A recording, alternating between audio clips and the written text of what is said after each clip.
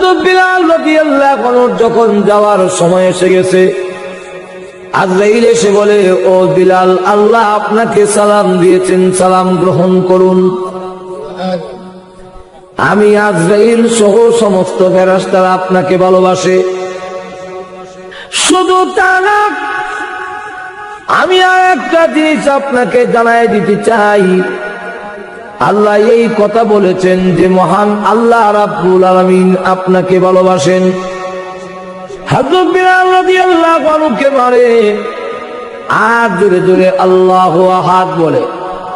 কালা বিলাল লাল হয়ে যায়। আবু বকর সিদ্দিক রাদিয়াল্লাহু আনহুর কাছে দিয়ে যায় আর দেখে বলে, বিলাল, আমাদের আল্লাহ এমন আল্লাহ, আসতে বললেও শুনে।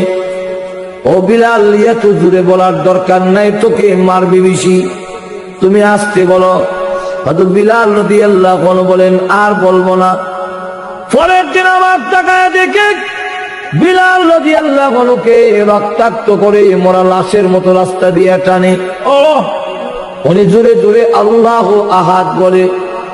যত জোরে মারে তত জোরে আল্লাহু আহাদ বলে। হযরত আবু বকর সিদ্দিক রাদিয়াল্লাহু আনহু বলেন, বিলাল, তোমাকে না কালকে নিষেধ করলাম কইও না, তুমিও বললে বলবে না, এখন বলো কেন? ও আর বলবো না। এরপরের দিন হযরত বিলাল রাদিয়াল্লাহু আনহুকে আবার দেখেন তারা মারে আর তিনি জোরে জোরে আল্লাহু আহাদ বলে। হযরত আবু বকর সিদ্দিক বলেন, বিলাল, তুমি না ওয়াদা করো যে আর বলবে না, তো বলো কেন? হ্যাঁ বিলাল, আল্লাহ রাব্বুল আলামিন তুই এমন আল্লাহ, আসতে বললেও শুনে, তুমি এত জোরে বলে কেন? হযরত বিলাল রাদিয়াল্লাহু আনহু বলেন, ও আবু বকর সিদ্দিক, এতদিন পর্যন্ত আপনার কাছে আসল কথা বলি নাই, আজকে আসল কথা বলি। আপনার সাথে ওয়াদা করি, আপনি আমাদের মুরব্বী, আপনি নবীর সাহাবীর মধ্যে সবচেয়ে বড় মুরব্বী। একটা কথা বললে অমান্য করতে পারি না, কিন্তু আবার কেন ওয়াদা ভঙ্গ করে জানেন?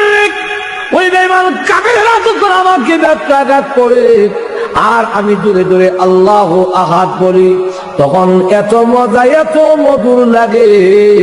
ওই বেঈমান কাফেরদের নির্যাতনের কষ্ট আমি বিলাল আর কার পাই না। যেই বিলালের অন্তরে আল্লাহ এত মহব্বত, ওনাকে সালাম দিবে না?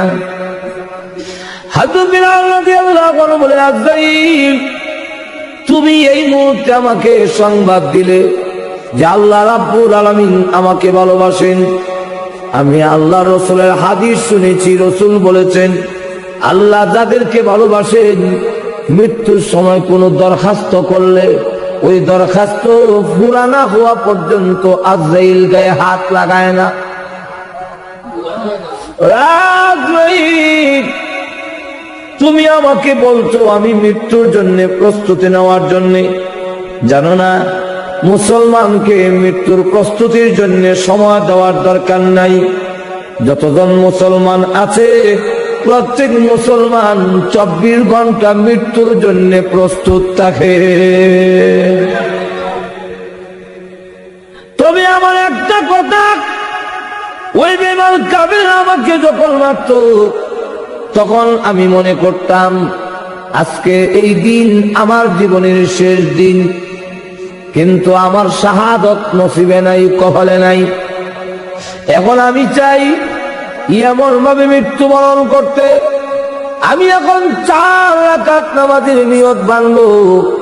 প্রথম রাকাতে আমার গায়ে হাত দিও না, দ্বিতীয় রাকাতে তুমি হাত দিতে পারবে না, তৃতীয় রাকাতেও দিও না, চতুর্থ রাকাতে প্রথম সাজদায় হাত দিও না, শেষ সাজদায় যখন পড়বরে আজরাইল, আল্লাহর কসম করে বলি, রূহ বের না করা পর্যন্ত আমি বিলাল আর মাথা উঠাবো না। আজরাইল, আমি চাই এমন ভাবে প্রতিরোধ বিদায় হয়ে যেতে, আল্লাহ আমার মুনিব, আমি আল্লাহর গোলাম। আমাদেরকে মৃত্যুর প্রস্তুতি দেওয়ার দরকার নাই। আমি চাই সাজদা দিয়ে যাইতাম দুনিয়ার থেকে। এমনি আল্লাহ ডাক বলেন, আজরাইল রে, আমি আল্লাহ বিলালের দরখাস্ত এই মুহূর্তে মঞ্জুর করে নিয়েছি। এখন আসুন, গেল একটা। আরেকটা হলো কিয়ামতের হালত দুই ভাগে বিভক্ত